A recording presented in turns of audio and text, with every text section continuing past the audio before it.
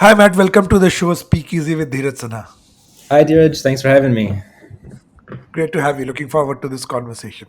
So, Matt, I'll jump straight away. Right? I mean, you've had a very interesting journey from real estate to hedge funds, and now one of the, if I may say, sexiest coffee brand.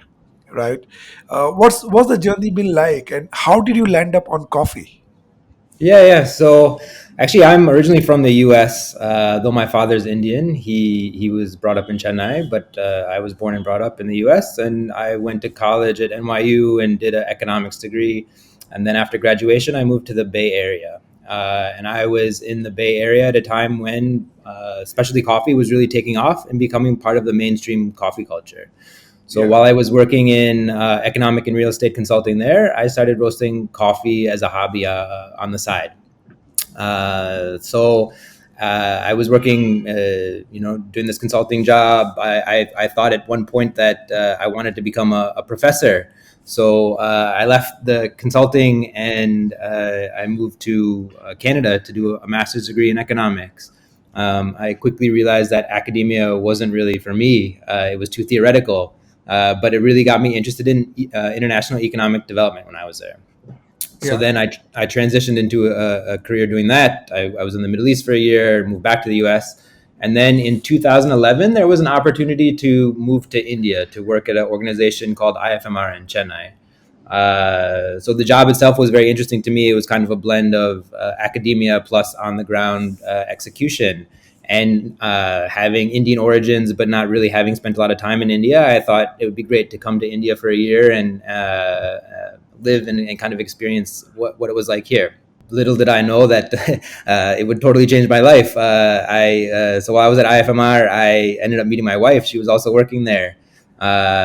We were looking to move outside of Chennai, and so we moved to Delhi in 2012. And then we were both at points in our career where we wanted to do something on our own. So because coffee was something that we were both quite passionate about, and I had roasted as a hobby, it was something that we started looking at because for us as consumers, we were finding it very difficult to get good quality coffee in Delhi.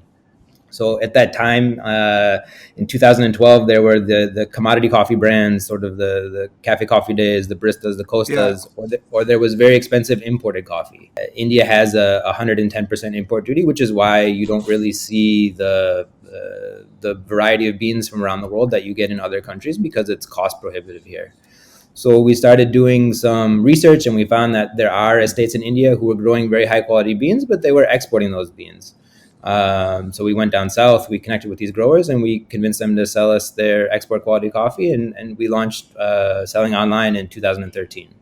I mean, India is typically, at least on a large scale, at least from outside, seen as a tea market, right? I mean, the morning tea and the subah ki chai, the whole mythology, the whole narrative is around tea, right? So why coffee? Of course, we understand that, but uh, what's your perspective? Is it really a tea market, or do you see a great coffee culture shaping up in this country as well, or have you had to build the category per se? So I think more than tea versus coffee, India is a milk drinking country. So in the Right. north, people drink tea, and in the south, people drink a lot of filter coffee. But ultimately, the base Yeah. is people want to have milk. Uh, Yeah. so I think there's a couple of things in terms of coffee. One Yeah. is that coffee producing countries are typically have been these lower income countries around the equator. Yeah. And so they've been traditionally exporting the coffee to Western markets because that's where coffee drinkers were and that's where they were able to get better realization. But now, in the past 10, 20 years, these countries have grown and developed themselves. And so now there's domestic coffee markets have developed and sprouted. And so now more and more people are opting for coffee versus tea, which is what they used to drink. Yeah. Um, that being said, when in 2013 when we started, there was not really a strong understanding or appreciation of us doing coffee the way that we were doing it, right? So Yeah. it was very important for us to highlight the fact that these coffees come from particular estates, and these estates have different farming practices and processing methods, and that ultimately leads to these unique flavors in the cup of coffee.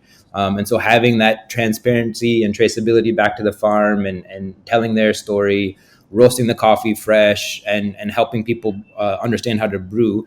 We had to do a lot in terms of education and outreach to help people understand these aspects and help grow the market. Yeah, and talk to us a bit more about how do you understand the brand Blue Tokai, right? Because you've gone from online to cafe chains, now cold brew cans. So what's the construct of the brand? How do you see the brand? How do you see expansion around the brand Blue Tokai? For us, our goal is to be the go-to brand for anybody looking for a good cup of coffee, no matter wherever or however they want to drink it. So I think one interesting thing about coffee and coffee drinkers is that there's so many different use cases and touch points. Some Yeah, people brew coffee in the morning at home themselves, while other people have it at office. Some people stop at a cafe and pick it up. And even within the people who brew it at home, there's so many different methods and preparations. So for us as a brand, we would like to be top of consumers' mind when they want to go through all of these different use cases. So when you want to go to a cafe, it should be a Blue Tokai cafe. When if your office cares about serving good quality coffee to its employees and guests, it would have our machines or and source beans from us. Restaurants and hotels who are looking to upgrade their coffee game would work with us on beans and equipment and training. And most importantly, the coffee that people would drink at home would be our coffee. Now, I think India, like every other market, people care a lot about convenience, and there yeah, is some perception that brewing coffee at home is a difficult process. You have to have all this fancy equipment, or you have to have training in terms of how to brew the coffee in the correct manner. And while that is true to some extent, right, having good quality yeah, equipment and following a recipe does make a difference. yeah, We want to focus on bringing good quality coffee products that kind of remove that friction point. So things like the cans, the easy pours, the cold brew bags, all of these ready to brew and ready to drink products are a focus for us to get more people into drinking better quality coffee. I think yeah, a good thing about good quality coffee is that once you start getting used to the taste, it's very difficult to go back to drinking kind of average or commodity coffee, yeah. right? You would prefer to Absolutely. have no coffee rather than having low quality coffee. So I was just saying, if we're able to reach people through these different touch points, then the more and more people are exposed to good quality coffee, then the more likely they're going to be sticky and stay drinking good quality coffee. Yeah. So that happened in our office, right? We moved to a new office in January, and the idea behind the office was we wanted to build India's largest coffee shop. We didn't want to build an office because the whole idea was that when you go to a coffee shop, right, it doesn't judge you whether you're vice president or you're a director or you are a CEO. The coffee shop doesn't judge, right? It's the quality of conversation that it facilitates, and the coffee shop doesn't have a color of its own. So that was the idea behind building the new office, and we actually wanted the aroma of coffee being brewed and being roasted to be there. So we contracted one of the local roasters here, and I think at some point in time the quality of beans which were coming weren't of the same standard as we started, and suddenly there was a story being floated that, oh, the agency is doing cost cutting. And to your point, that once you're used to that taste and that quality, you can never go back. I personally though shifted to mocha brewing, right? So I'm using mocha grind and all of that. But tell me, I mean, on the revolution that you started, pretty much, right? I mean, Blue Tokai was one of the early mover brands. Now suddenly the whole space looks like a lot of people coming in, right? I mean, there's KC Roasters in Bombay, there's Sleepy Owl. I don't even remember all the names, right? So how's the category looking? Is it looking very saturated? Are there too many players fighting for the same pie, or are you looking at them as frenemies that more people are actually expanding the market? How's that looking and how's that going with so much activity and so much clutter in the category? Yeah, I think it's definitely more frenemies because the stage that India is at in terms of coffee and coffee consumption, it's just taking off now. So there's lots of wide space for different brands to cater to different audiences with their unique proposition and unique messaging. So I don't see, and I think that the number of new entrants indicates that more and more people are getting into coffee and drinking coffee. So overall, I see it as a positive thing that it seems like every week there's a new roaster popping up. Uh, and I just think that it's most important that in terms of sort of saturation and competition, that brands be authentic, right? And they have an authentic Yeah. messaging that resonates with customers. I think right now coffee is considered a bit cool at the moment, and so maybe it's easy to jump on this trend and start a business using a lot of buzzwords. But ultimately, I think consumers will appreciate authenticity, regardless of what segment you're playing in. It's not that you have to always be authentically premium. There's plenty of space in Yeah. mass premium or more mass brands as well. And what have been your learnings or challenges building this business and brand? Because I mean, we have a couple of friends in the hospitality business, right? Samir Seth, who runs Hunger Inc. and Bombay Canteen, uh, and Gauri Devi Dayal, who runs Table, and they've been on the show, and they do tell us that it sounds cool from an advertising framework that one day I'll have a cafe of my own and chill, but it's really really hard work at the back end to run a F&B business. So what's been your hard points on this, Matt? Yeah, I think cafes themselves are difficult businesses to run. I think there is a lot of one operational complexity. One cafe can have 15, 20 staff members. And so managing those people and making sure that they're trained and able to deliver the experience that you would like to deliver. I think on top of that is layered with all of these regulations and taxation and licensing, which is very very complicated, and that requires its own entire department to run that when you're having Wow. any kind of business at scale. I think for us, the though we have more than 50 cafes across the country, and cafes are a significant part of our business. The goal for us was never to be a cafe company.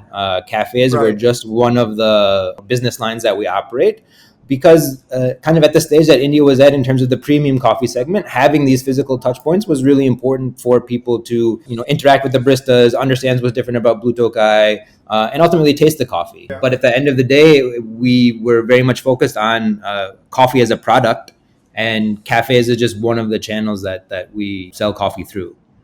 Yeah, and that sounds interesting, right, man? Because it's kind of a departure from whatever we've understood or read about how the coffee business at least started or shaped up, right? I mean, the whole theory around Starbucks being the third place, right, and even the visual imagery of startups being launched out of coffee shops, and this idea of three people sitting in a cafe, with headphones and using the cafe Wi-Fi more than the coffee. So, Yeah. so are you saying the whole business of coffee is shifting a little bit more away from being it about being a place or a space where people bonded and community happened, to more coffee as a moment in a day, and there could be multiple moments of coffee? Is there a transition in the way we're seeing the business and the role of coffee itself in people's lives?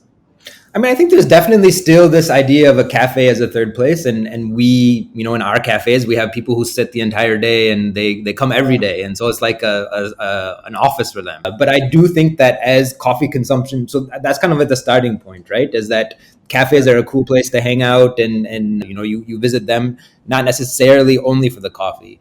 But once you start drinking that coffee and getting used to that coffee, then you want that coffee across Yeah, other formats and other channels. So I think that's kind of the evolution that happens when a coffee industry, I mean, especially the premium coffee industry, starts to grow. Is that cafes are leaders in that sense, because they're such good venues for customer engagement and customer acquisition. But ultimately, once you have those customers into specialty coffee, then how do you cater to their other use cases? yeah.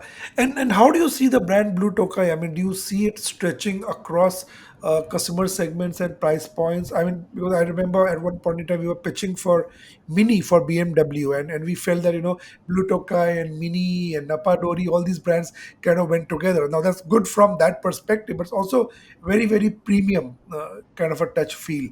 And therefore, how do you see the brand? Do you see the brand being there, or do you think that you need to stretch the brand down a bit? How are you looking at the stretch part of Blue Tokai? Yeah, so I think that in terms of quality of product, we will always be premium. That's something that we'll Yeah, never compromise on, and it's something that we spend a lot of time and effort making sure that we source and roast the best quality possible, and put those into products that do justice to that coffee.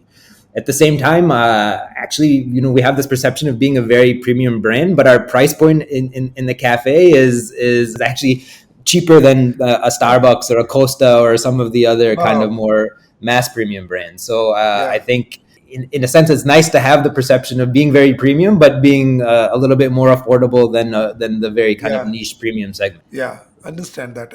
And do you have a sense of what kind of audiences come to you? Is it more Gen Z? Is it more millennials? Or that's not a cut at all? I mean, it's all kinds of people. It's all kinds of people. We don't really get the sort of the college crowd. It starts kind of Yeah. from working professionals. The bulk of our customers are 20 to 44, and so that's kind of where our sweet spot is. And coming to the big black swan event that we all faced, Matt, right? The pandemic, right? And obviously, pandemic has changed the nature of many things, and not change the nature of many things. Now, I mean, we are going back to physical retail, and we are going back to offices, and some of the D2C brands that we work with are actually seeing some bit of decline in online takeoff, and they are now going offline as well. The Right. hardcore D2C brands, right? Right. So how did pandemic affect your business? What changes did it make for good, or nothing at all?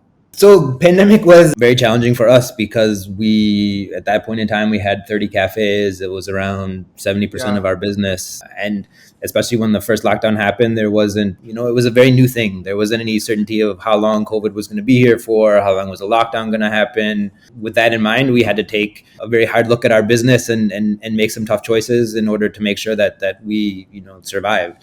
On the plus side, I think having being forced to look at cost structures really helped us improve our performance, and it also helped us put in place more systems and processes with regards to communication to employees. That's when we started doing town halls to communicate yeah, with all the team members, and let them know everything that was going on in the company, and also in terms of sort of operational and safety processes that we continue to use today. It also, like many other brands, led to a big jump in e-commerce sales, and so we were lucky in the sense that we already had an e-commerce business running before that, and it was fairly easy for us to transition resources towards supporting that growth. The other big thing that I think has been a change, whether it's how beneficial it is, well, it remains to be seen. But there's been a huge increase in delivery, and I think that's yeah. even as things have opened up, our delivery orders continue to increase.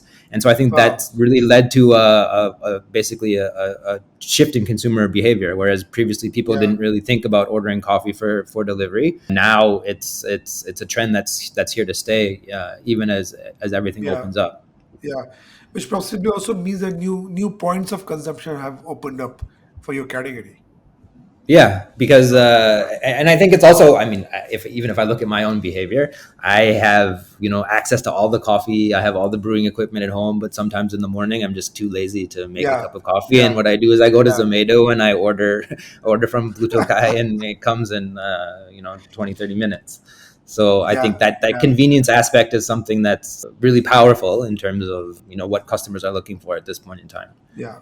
Those, yeah, some of these changes and we've experienced ourselves. So, for example, right at the onset of the pandemic, we set up a leaders team of 50 people, right? And every Tuesday, so today was supposed to be, but we're recording this, so we do it tomorrow.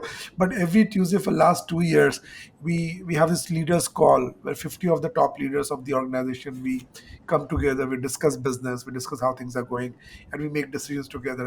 And that is brought, I mean, we are like Ford Geography agency, right?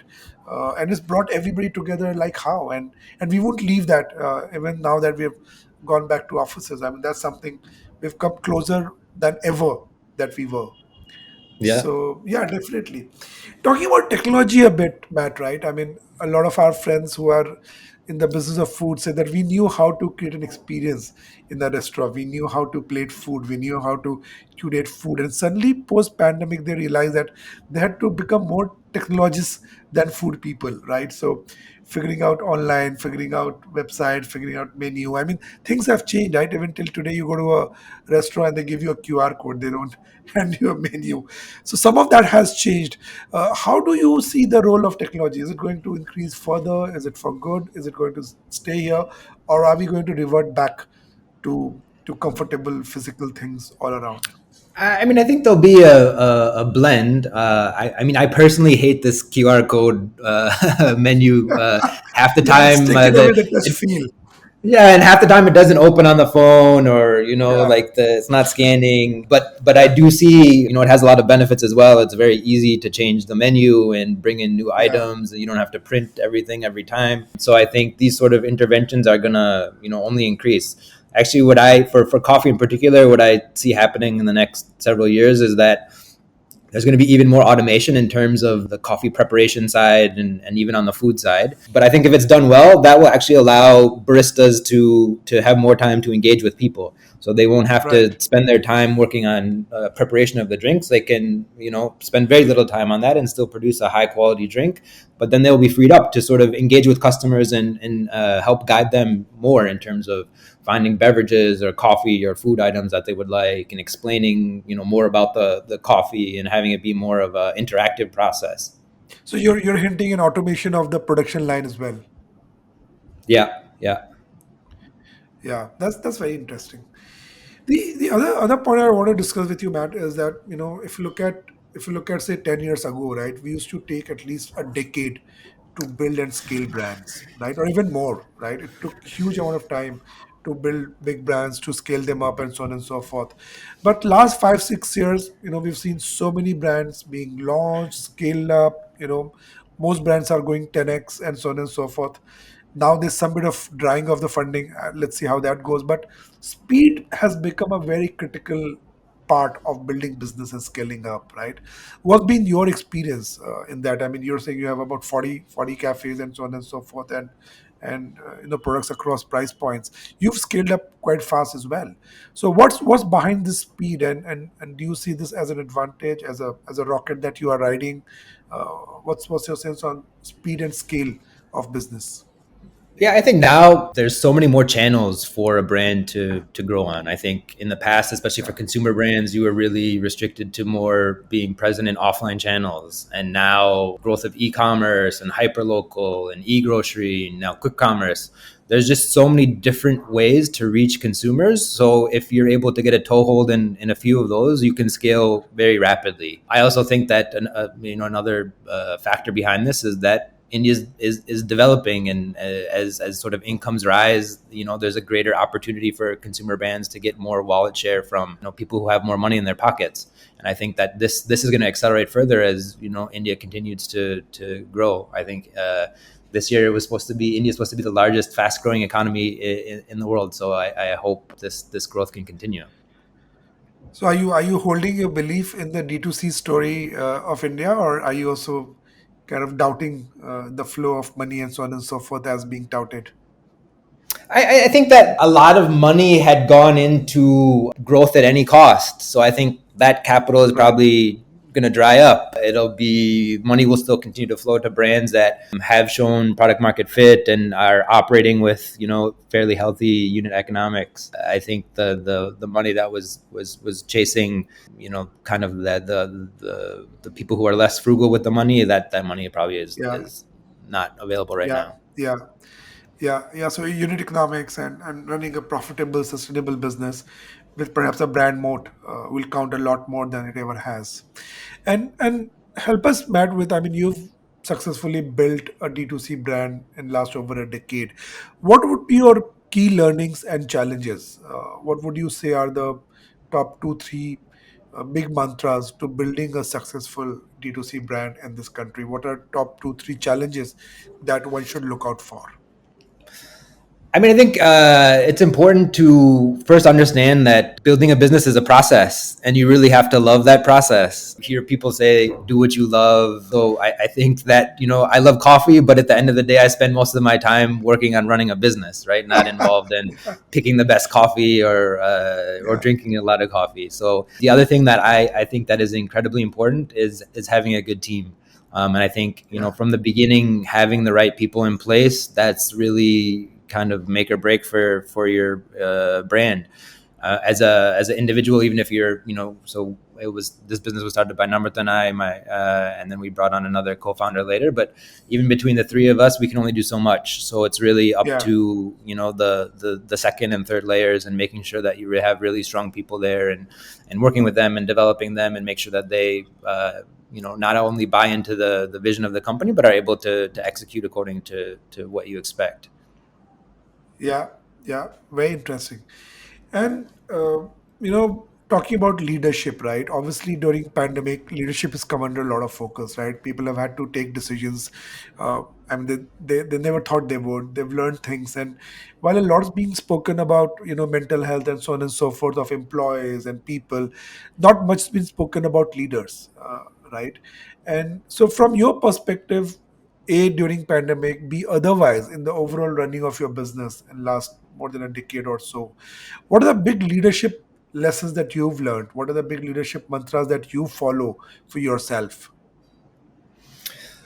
I think one thing is that I've come to realize the value of is the importance of communication. I'm a very kind of to the point person. If something can be Yeah, said in 5 words, I'll say it in 3 words, and I expect that other people to kind of piece that together. And I think when you're at a stage of the business where you're working alongside people, and everybody has close contact with the founders, and maybe at a smaller scale, that can work, because so much can just be brought through osmosis.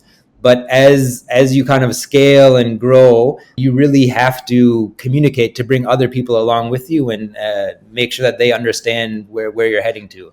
And I think that's something that I'm working on, and trying to develop. In a sense, I feel like it's over communication, but to the people who are I'm talking to, maybe they still feel like it's still under communication. But I think that's something that I really, as a leader, it's really important that people understand what's going on in your head, and what's going on with the company, and things that you feel should be obvious to everybody probably aren't. yeah, that's very interesting. Yeah, that's a great lesson for me as well to take up and work on, because it's never enough, right? I mean, also because you keep people completely, constantly coming on board. It's almost always never enough. Yeah, and I think that's kind of what can really make or break. If people feel like all of these things are happening within the company, and they don't know what's going on, Yeah, that leads to a lot of frustration. yeah, yeah. And what would your advice be, Matt? I mean, there's so many young people in India right now, startup. I mean, people are passing out of college and they're thinking, should I start a job, or should I do a startup? It's become rather fashionable in today's times with the younger generation. What would be your advice to young entrepreneurs listening to the podcast, thinking of jumping into the world of startups? What would be your top few advice? I think that if I look at my kind of journey, and even if I look at the way that we kind of run the company, a lot of it is based upon what I did or didn't like from my work experience. And if I didn't have that work experience before starting my own business, I think it would be hard to. I think in a way there would have been a lot more mistakes. So I think that Yeah, having some kind of, working in different types of companies, whether it's smaller companies or larger companies, to have varied experiences, and then starting your own venture can have a lot of lessons that you'll be able to apply to your startup. At the same time, I find that having Blue Tokai is much more rewarding than any job that I ever held. So there's definitely a yeah. trade-off there. You can kind of bypass maybe some of the corporate jobs and things, and jump right into something that has the potential to be very rewarding. So it's a difficult trade-off. I mean, I think that there's no real right answer. It really depends on your individual situation.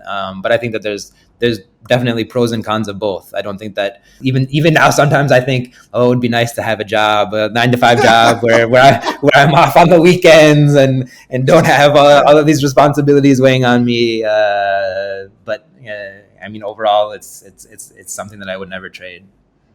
Yeah. And my last question, Matt. I mean, for a lot of us, at the end of the day or in the middle of the day, we sit down with a cup of coffee and we chill and relax and time to collect. What's that for you? What's that for Matt? What's Matt's sit down and chill companion and moment? I like sitting down and having coffee with my daughters and wife in the morning. Yeah, We read books and do a little bit of playing together before we start the day. So that's really the time that I use to sort of kickstart everything and start. nice, amazing. So good talking to you, Matt, today. And at this point in the podcast, we take a small break and we turn the mic around. So you get to ask me questions once we are back from the break. Great, great. So, Matt, welcome back to Speakeasy with Dheeraj Sinha. Great chatting with you. And now it's your time to ask questions back to me. Great. So you mentioned India is a chai country. So are you a chai person or a coffee drinker? So I'm mixed. My morning always starts with a cup of tea, right? And then I think I do about 3 or 4 cups of tea and 3 or 4 cups of coffee. So there's a lot of caffeine for the Wow, day, wow. you know. But I love coffee as well. And as I told you, so we have boutique roasting coffee coming to office, and we place a lot of importance to the quality of beans and all of that. So yeah, both actually. Great, great to hear. So for us, we do a lot of collaborations with bookstores and cafes. So coffee and Yeah. books is something that goes very well together. What are some of the books that you would find on your coffee table? Yeah, so I mean, it would be same books that I kind of read or the authors that I follow. So there would be Malcolm Gladwell, there would be Adam Grant, there's Atish Tasir on my table right now. So the kind of stuff that I read. So not those fancy picture India Taj Mahal books, but most of the most of them are deep theoretical books that I kind of follow. Yeah. Interesting, very interesting. So our business kind of started from a hobby. It started as more of a passion project. So if you weren't an admin, what would you be and why?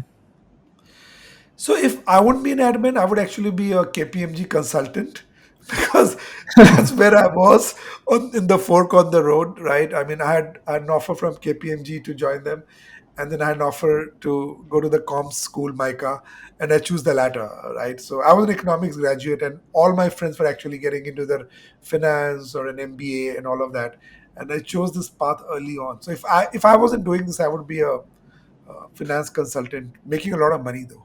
Yeah. Yeah. So then, last question for you is: since you've chosen to be an admin, Yeah. how do you provoke the masses to sort of change their habits through advertising? Yeah. So our biggest learning, Matt, has been that you can't change habits by asking people to change, right? Because I mean, our learning is that people are scared of change. I mean, they want other people to change. They want to see change happen at a mass level before anybody jumps, and that means that everybody's just waiting for everybody else to jump, and that never happens. We are able to build change through points of familiarity. Right. So, Hmm. for example, as you're saying that if people want to drink milk, I'll give them coffee with milk.